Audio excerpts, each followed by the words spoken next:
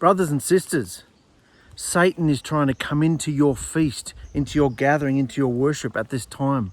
And all our feasts Satan's trying to come into. And it's wickedness. Have I got your attention? This is about the 5th time I've tried to record this video this morning, and I've been stopped everywhere I've gone. Things are running late. There's clients coming in left, right and centre. I get home finally to do it, and there's cleaners in the house, and everything's coming against me to stop this video from coming out. And you know what? I'm stuck out here in the bush outside the house, so I can tell you this, because Christopher rang me up all excited last night and said, guess what Yahusha told me last night?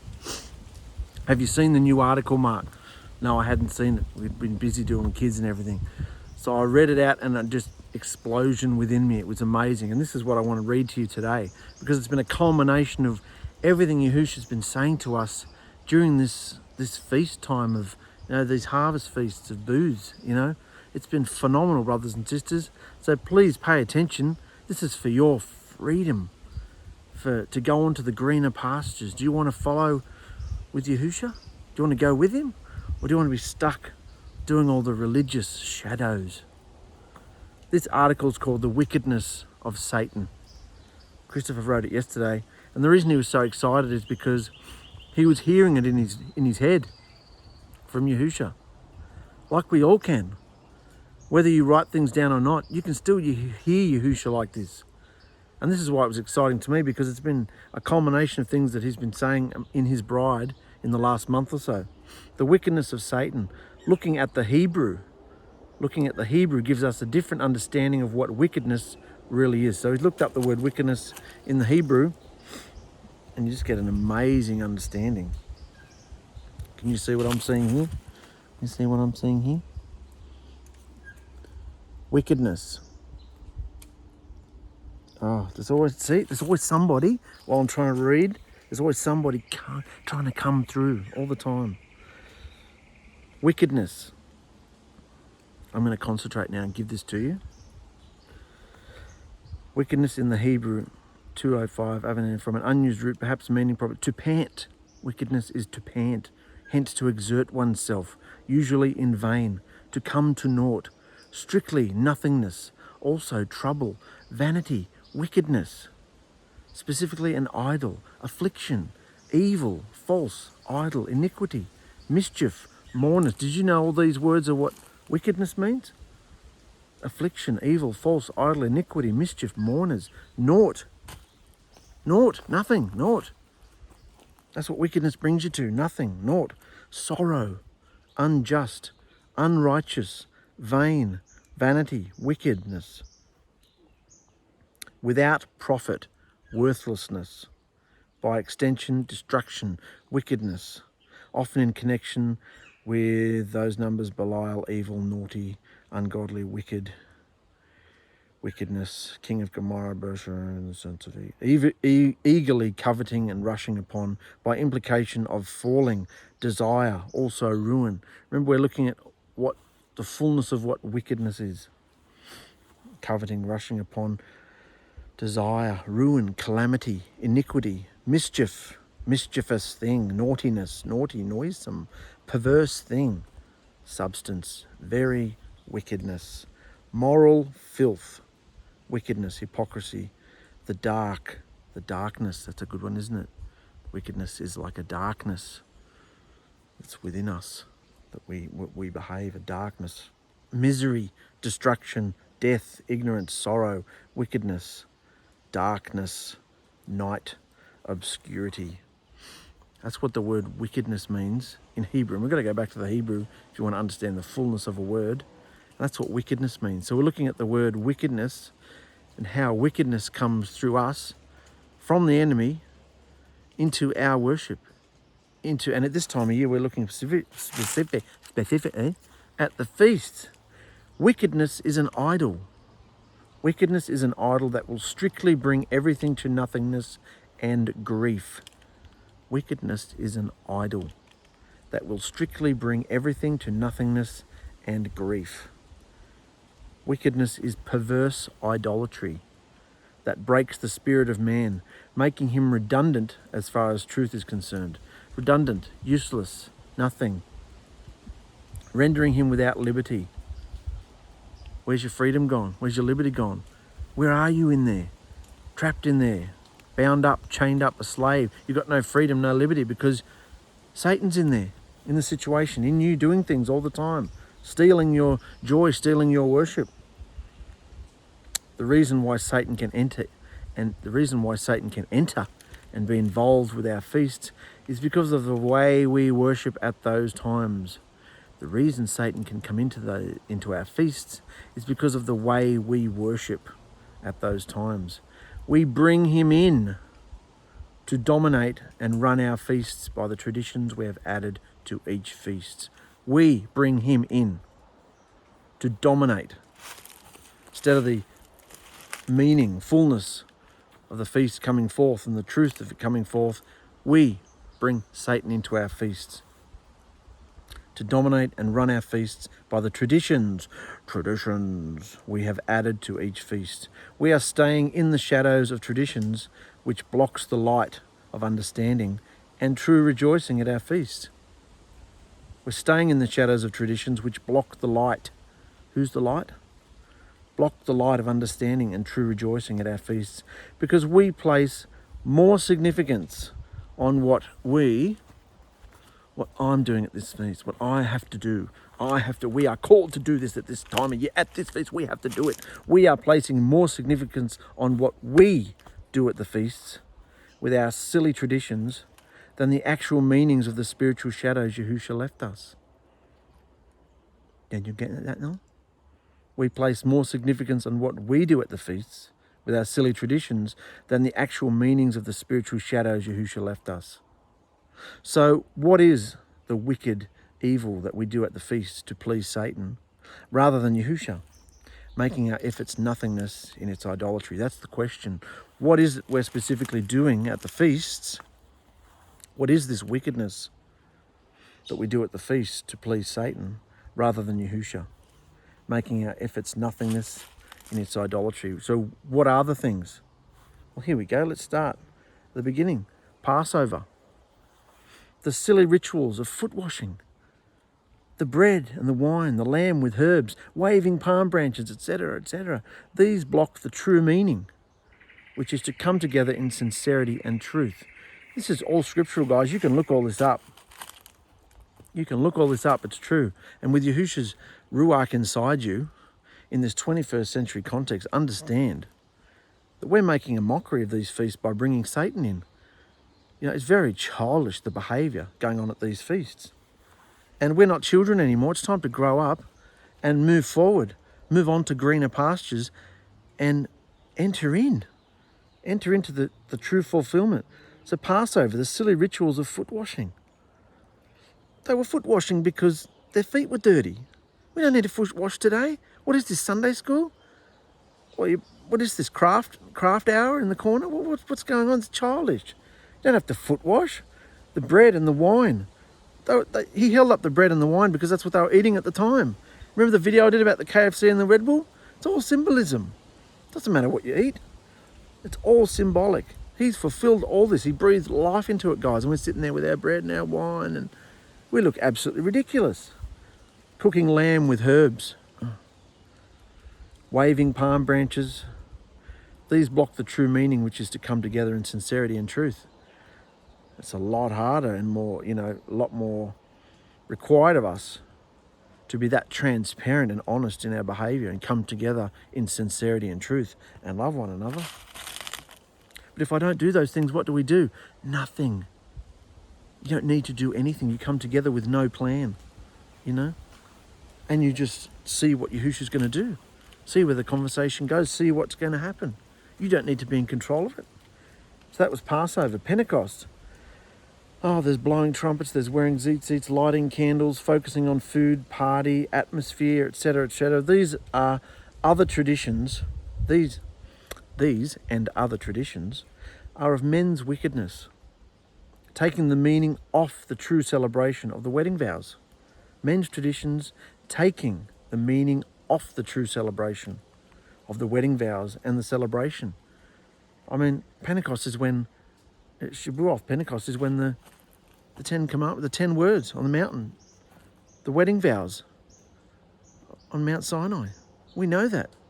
That's the celebration, the cutting of the covenant, renewing of the covenant on our hearts, circumcision of our hearts. It's a celebration of our immersion, of the wedding feast that's coming. It's a celebration, guys.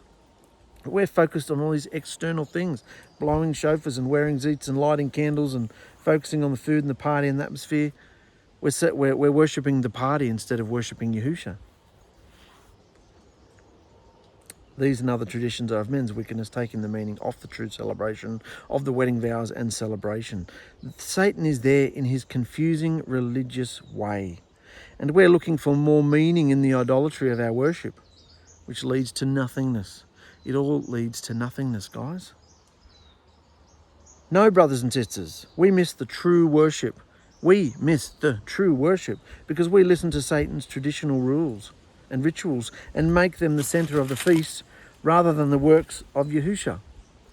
We miss it because we listen to Satan's traditional rituals and make them the centre of the feast rather than the works of Yahusha. We're centering on ourselves. In fact, we're centering on Satan because we're doing all these things, traditional things that we've been taught to do, and we've got to remember each year what were we supposed to do there, and we don't want to let Yahusha down. We have to celebrate the right way, and the right way is to do nothing and come together and be honest and genuine and in the love. So then we come to Tabernacles, which is this time of year, and this is exciting because this all started a few weeks ago when Yahusha just tapped me on the shoulder and said, go and tell everyone not to fast. And I'm like, I can't do that. Tell them you can't fast, No, it started before that. It started before that video. It started back a week before that at trumpets, when I was saying you don't have to blow trumpets and all this madness. Just come together in sincerity and in truth. That's what we learned about Passover. Do not drink the cup unworthily. Come together in sincerity and in truth. It's the same for every feast, guys. Sincerity and truth. That's the video I brought. I was standing out in the same jungle here. Sincerity and truth. And then Christopher came to the feast and was blown away by that message. And Yahushua had given him a message about the flesh.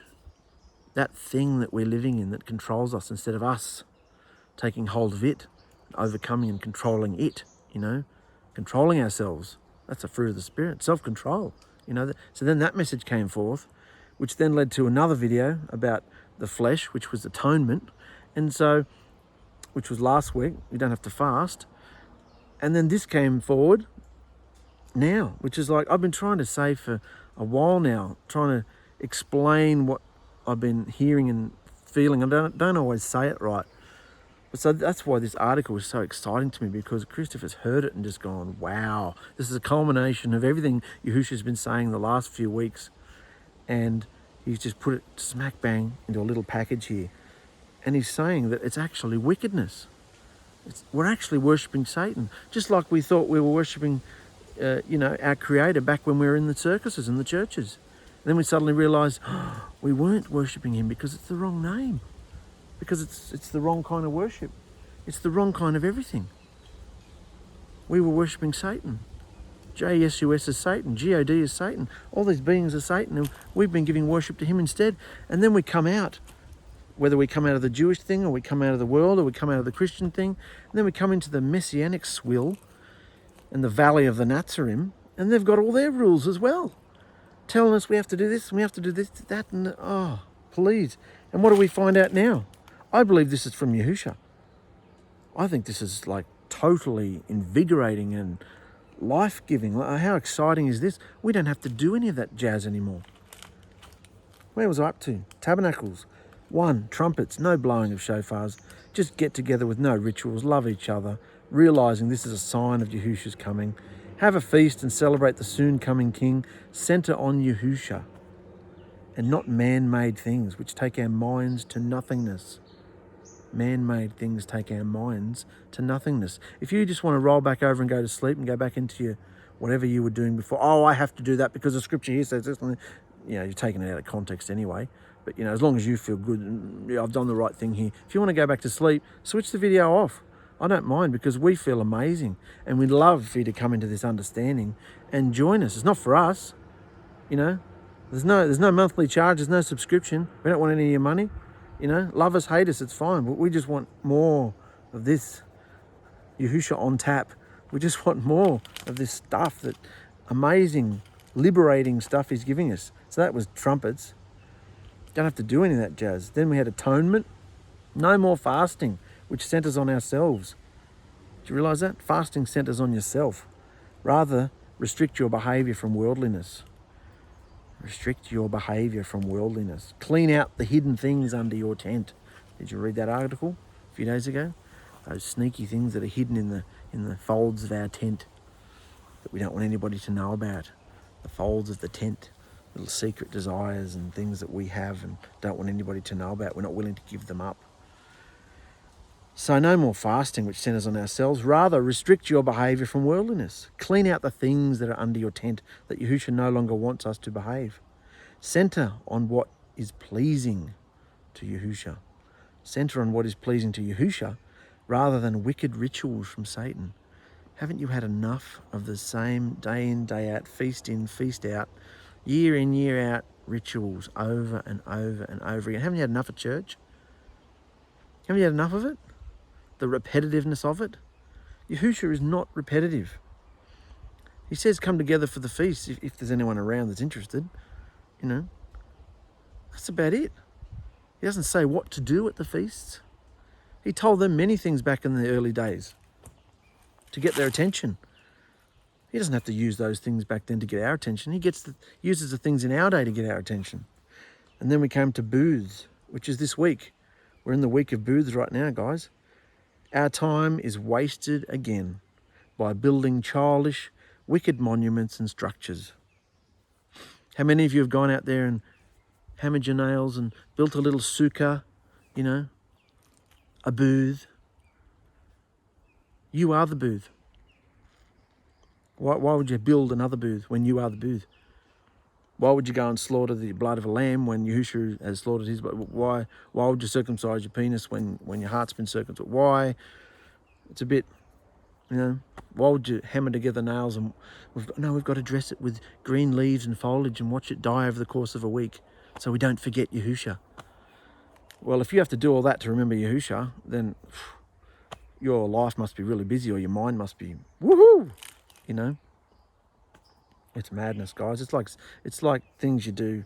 We did all these things with our young kids years ago, and you know, if you want to do silly little things with your kids to get their attention, that's different. But as adults, it's time to grow up, guys. It's very silliness, very silly. Our time is wasted by building childish, wicked monuments and structures, celebrating the shadow of booths, rather than the truth of the real Jerusalem and Yahusha dwelling within us. I've still got young children and I don't do any of this with them anymore because it's sincerity and in truth, and we talk about things that are real and relevant at the time, you know, instead of going out there and hammering nails together and, you know, throwing grape juice over the side of the door because of the door and the lintel of the house for Passover and all this rubbish they grow. It's just another form of religion, you know, and they get raised up thinking they're a bunch of wackos. You know, it's ridiculous. I'm getting attacked by flies now. See, this video is not meant to happen, guys, so I hope you're watching it. Many folk are settling. Did I read all that? Yeah, we're celebrating the shadow of booths rather than the truth of the real Jerusalem and Yahusha dwelling within us. You are the dwelling place. Yahusha has put his down payment in you. That's the celebration of tabernacles, of booths. And of course, we're looking to Yahusha coming back in the flesh and also in the new Jerusalem, which will be coming, you know, a big cube coming from the sky, and we'll also be part of it. All lively stones fitted together. How does that work? Many folk are settling for shadows. Are you a folk settling for shadows? Are you one of the folk settling for shadows? The childish things? Many folk are settling for shadows, traditions, rather than understanding truth. Satan is in the center of our feasts. If we let him bring everything to wickedness, deadness, and idolatry. If we let him bring everything to wickedness, deadness, and idolatry, he is in our feast. So, that's why we're called to partake, participate, behave, introduce these feasts into our lifestyle year after year, because Yahusha's training us. They're called redemptive feasts. He's redeeming us through these feasts. Remember when you first came into Yahusha? How childish and naive and, you know, very strict and rigid was your understanding because you'd come out of religion. Or maybe you hadn't. But as time goes on, Yahusha guides us and leads us, fills us more and more and takes us onto greener pastures. This is a greener pasture, guys. This is a completely liberating greener pasture. You don't have to gather together with all these whackheads around that may or may not believe what you believe. Don't gather with them then. If you're in the world by yourself, no partner, no wife, no children, nobody around, and feeling lonely, don't. It's wonderful. Have Yahusha to yourself. If you've got a spouse in Yahusha, celebrate the feast with your spouse. If you don't have a spouse, or if you've got a group of people around you that believe, come together with a group of people. But you don't have to do all this tradition. Let Yahusha guide your feasts, and don't bring the wickedness in. The teachers out there want you to go to them and to have to learn and memorize all this hard, complicated stuff. And it's keeping us down. It's keeping us in bondage. We've just had the most wonderful time, these feasts. And Christopher wrote this article. He heard it in his mind from Yahusha. And he was just completely blown away that something like that would come to his mind. We're still blown away. You know? The last couple of videos I've done have been a blowout. I'm just like, you saw the one about atonement. I still didn't even know what I was talking about at the beginning. Half the message came to me while it was filming. Like, it's a blowout. I don't have my life together like this all the time. That's what I want, more and more and more. Because Yahusha can come into us in that capacity all the time, all day, every day, and lead us and guide us. But as far as this video is concerned, come out of all the religious wickedness. It's wickedness, guys. It's wicked. We're allowing Satan to have our feasts. And we thought we were in there worshipping Yahusha. But because it's all traditions, it's all stuff from the ancient texts that aren't relevant to us now because they're shadows. We learn the shadows, but we also know that Yahusha fulfilled the shadows.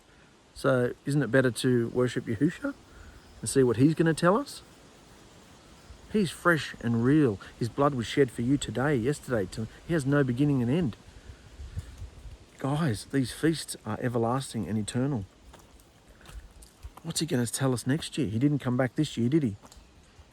So it's so exciting, guys. Are you grasping this? Like I said, everything's come against me this morning to stop me from getting this out there. Because Satan, I believe, doesn't want you to know that you can be free. You don't have to have a form of Yahusha that resembles Christianity or messianic Nazarene-ness. You don't have to have him in that capacity. He doesn't dwell, they don't have the patent on Yahusha. Just because certain men and women he has filled and given truth to, doesn't give them the right to go and set themselves up in the corner of the market and start selling stuff to everybody. What's that all about?